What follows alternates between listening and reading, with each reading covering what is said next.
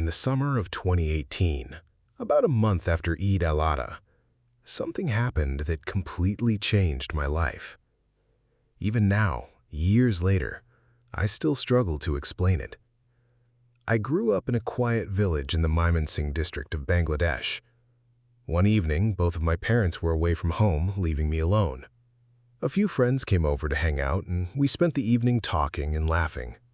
By around 10:30 p.m., everyone had gone home except one friend who stayed the night and slept in another room. I turned on the television, lay down on my bed, and eventually drifted off to sleep. I don't know how long I'd been asleep when suddenly I felt something grabbing my arm. At first, I thought I was dreaming, but then the pulling became stronger. It felt as if someone was dragging me off my bed, pulling me toward the darkness beneath it. I tried to scream. Nothing came out.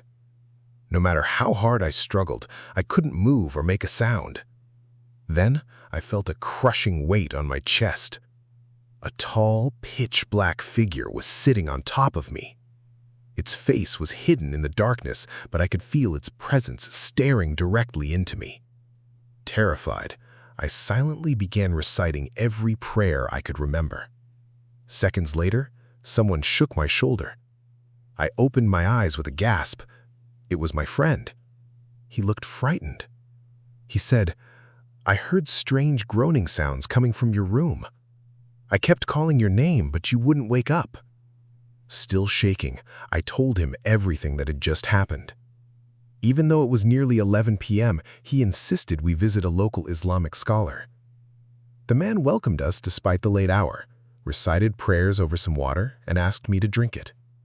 Almost immediately, I felt calmer. I thought the nightmare was over. I was wrong. A few days later, around 10 at night, I was sitting alone in my room watching television. Suddenly, I felt something brush against my shoulder. At first, I assumed a strand of rope or dried grass had fallen from the tin roof above. I brushed it away. But a moment later, it touched me again. This time, I grabbed it with my hand. It wasn't grass. It wasn't rope. It was hair. Long, cold, human hair. Slowly, my heart pounding, I turned toward the dressing mirror. The reflection froze the blood in my veins. Behind me stood a towering black figure. Its long, tangled hair hung over my shoulder. Before I could react, the mirror exploded into countless shards. Glass flew across the room. An invisible force slammed me, throwing me off the bed. Everything went black. The next thing I remember was waking up in a hospital. My hands and legs were covered with cuts from the shattered glass. My mother later told me that she had rushed into my room after hearing the crash. She swore that for a brief moment she had seen the same shadow standing beside me before it disappeared. At the time, I didn't know it, but this was only the beginning of a nightmare that would consume the next 2 weeks of my life. The day after I returned home from the hospital, something felt terribly wrong. I couldn't move my arms or legs properly. It felt as though invisible hands were holding me down. As the hours passed, my condition became even stranger. I stopped recognizing the people around me, even my own family. I spoke nonsense that no one could understand. I refused to eat. Sometimes I would scratch and cut my own body until blood ran down my arms. My parents were terrified. They took me to doctors.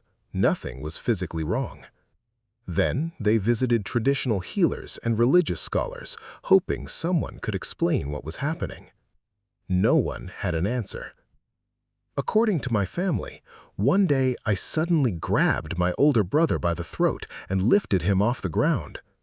It took more than 10 people to pull me away. They said the strength I displayed was impossible for someone my age. I remembered none of it. Every religious scholar we visited admitted the same thing. This case is beyond us. One of them urged my father to seek someone with far more experience in spiritual healing. By the 13th day, another scholar examined me carefully before turning to my father with a worried expression. He believed that I was being tormented by an ifrit, a powerful type of jinn described in Islamic tradition.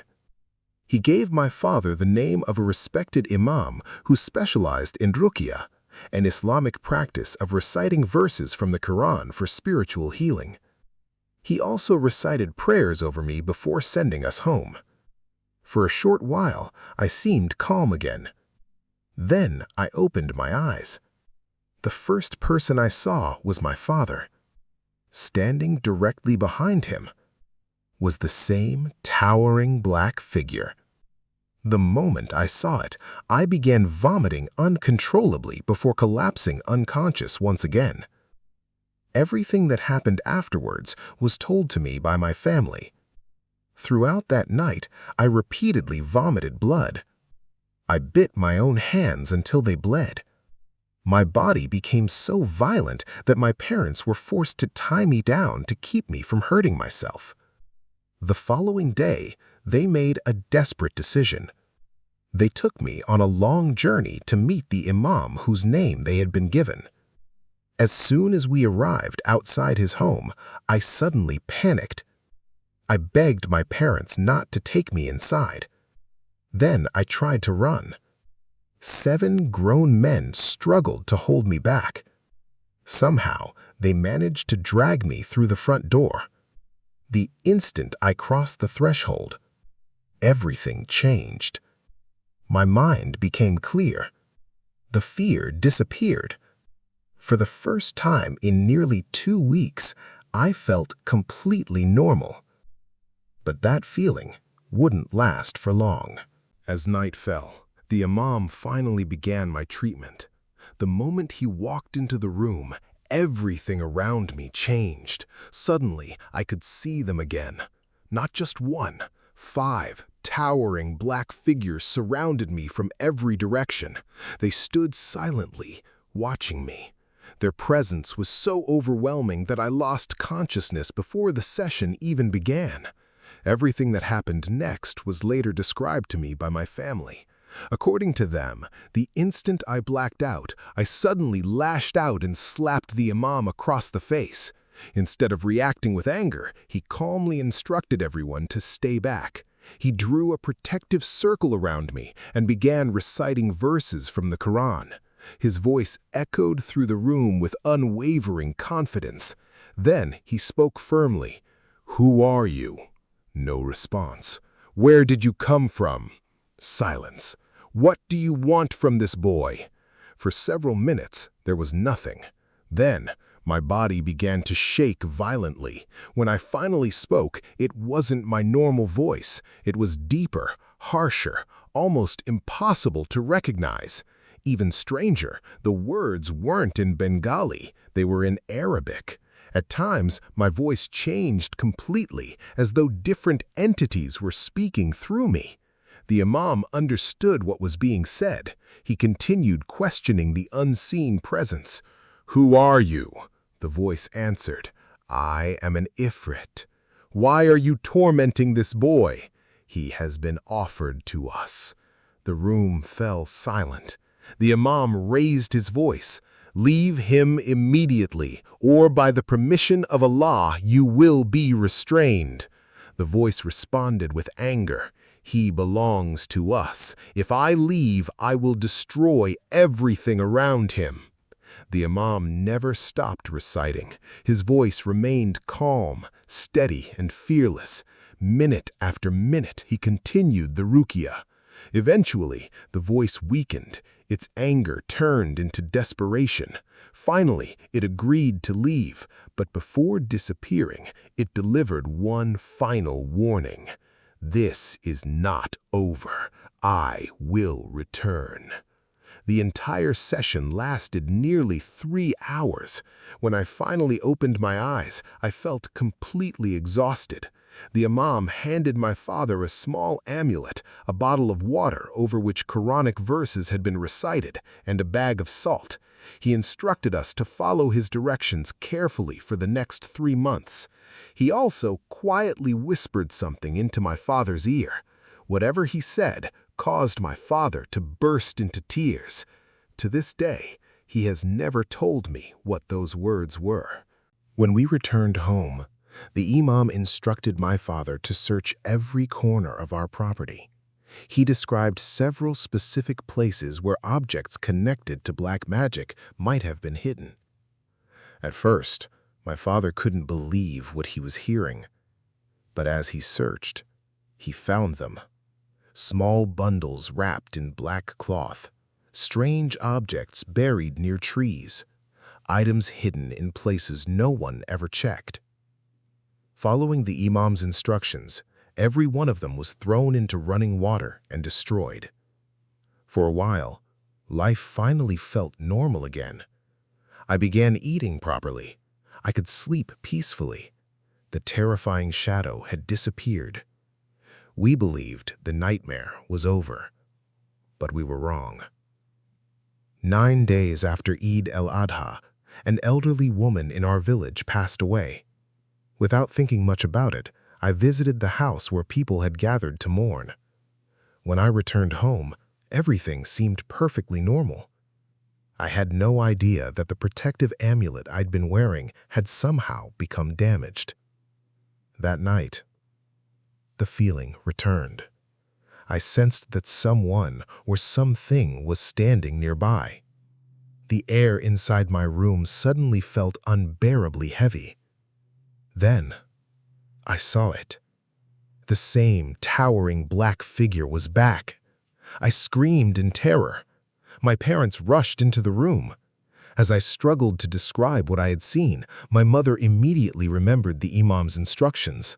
She grabbed the bag of blessed salt he had given us and carefully poured it in a circle around me. Gradually, the overwhelming fear began to fade. That night, I slept beside my mother. Neither of us realized the amulet had already lost its protection. The following morning, an overwhelming sense of fear refused to leave me. I barely spoke to anyone. I isolated myself. Every passing hour, I felt as though something unseen was watching me, waiting. Then, about 15 days after Eid, everything happened again. Late that night, I suddenly burst into uncontrollable screams. According to my family, I began speaking in fluent Arabic, despite never having learned the language. I smashed furniture, threw objects across the room, vomited blood, and let out terrifying growls that no one believed a human could make. No one in the house slept that night. As my father struggled to restrain me, he noticed something horrifying. The amulet around my neck was empty. Whatever had been inside it was gone. That's when my parents realized the nightmare had returned. And this time, it seemed even stronger than before. My parents wasted no time. Before dawn, they took me back to the imam. The moment we arrived, I felt an unbearable pressure inside my head. When I looked toward the prayer room, I froze. Standing behind the imam were the same 5 shadowy figures. They weren't touching him. They were simply watching, waiting. I broke down in tears as my parents struggled to hold me still. The imam looked at my father. "Did you destroy everything I told you to?" "Yes," my father replied, "every single item." The imam nodded silently. He placed a newly prepared protective amulet around my neck and began reciting verses from the Quran. Within moments, the shadows disappeared. For the first time in days, I could no longer see them. But the imam warned us that this would not be enough. He explained that one final ritual of spiritual protection had to be completed. He instructed my family to return on a Thursday night just before midnight, carrying a clay pot. When we arrived, he filled the pot with water over which he had recited verses from the Quran. Then he gave me careful instructions. "Take this water to a crossroads. Pour it over yourself as a complete bath. While doing so, recite the prayer exactly as I taught you in one continuous breath. And no matter what you hear, do not look back. That night, my family accompanied me to the crossroads. The village was silent. Not a single person was outside. With trembling hands, I poured the water over myself and recited the prayer exactly as instructed. When I finished, I smashed the clay pot on the ground. As I turned to leave, someone called my name. The voice sounded painfully familiar. It was almost identical to my grandmother's. For a brief moment, every instinct told me to turn around. But I remembered the imam's warning. Without looking back, I kept walking. The voice called my name again.